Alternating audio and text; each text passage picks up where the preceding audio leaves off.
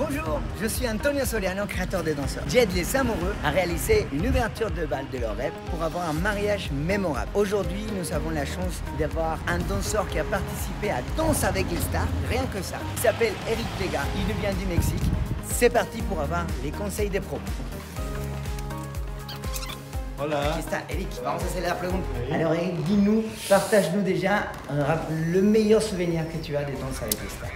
C'est quand j'ai été prise la première fois. C'est-à-dire, on a passé vraiment une audition de 3000 danseurs et on est resté que 12. Et triste à la fin. Merci. Merci. C'est super. Tu sais, nous, on s'occupe des amoureux qui veulent faire leur première danse pour leur mariage. Oui. Donc, on aura des questions pour toi sur Danse avec les stars et des questions pour les mariés qui ne sont pas danseurs. Très bien. Donc, la première question, c'est combien de temps a duré un passage de Danse avec les stars? C'est 3 minutes ou 2 minutes 50 par chorégraphie. Combien tu penses qu'il faudrait que ça dure pour des gens qui ne sont pas danseurs? Je pense que pour ne pas être un danseur et faire quand même une bonne présentation, un bon passage, 2 minutes et 2 minutes 30. Par rapport à ça, justement, ce que tu as fait là-bas, pour 2 minutes 50, 3 minutes, combien de temps de préparation tu as mis? Imagine-toi qu'on avait une semaine, donc tu finissais ton prime dimanche soir. Et lundi matin, tu étais déjà en train de répéter 8 heures par jour. 8 heures par jour pendant une semaine. Et c'est même pas la fatigue physique. À la fin, c'est la fatigue mentale, voilà, le stress, la pression. Voilà. Oui, c'est sûr que tu allais passer à la télé. Donc, Et pour des gens qui ne sont pas danseurs, combien de temps de préparation tu penses qu'il leur faudrait pour faire une belle ouverture de bal? Ça dépend.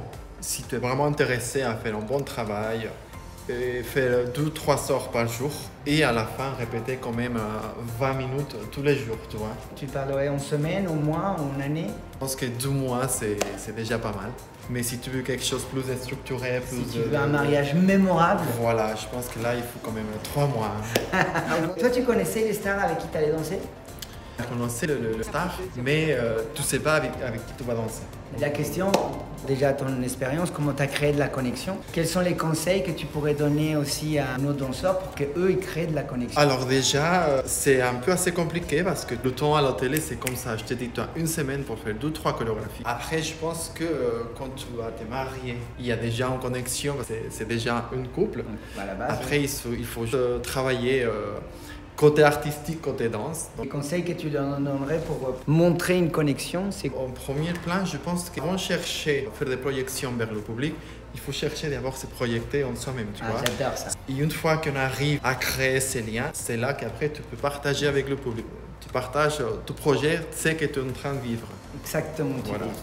Si tu le vis, forcément, exact. Les gens vont le voir. Le plus important quand tu regardes un couple danser, est-ce que c'est les pas de danse, la chorégraphie, la mise en scène ou l'émotion et la connexion? Je ne vais pas être un petit peu méchant, mais quand c'est ta métier, la première chose que tu regardes, c'est la technique en fait. Après, quand tu vois que c'est un couple, ils ne sont pas danseurs, qui c'est une des amoureux, voilà, tu ne vois pas la technique. Je pense que tu vivre le moment avec eux. Il faut se mettre dans son histoire. C'est vraiment la simplicité, s'ils sont en train de profiter, s'il y a ces chimiques à leur danse. Voilà. Pour toi, au niveau de la danse en couple, quelle est la plus grande difficulté à surmonter? La seule chose que c'est assez compliqué, c'est plutôt la connexion quand tu danses, c'est-à-dire le guidage.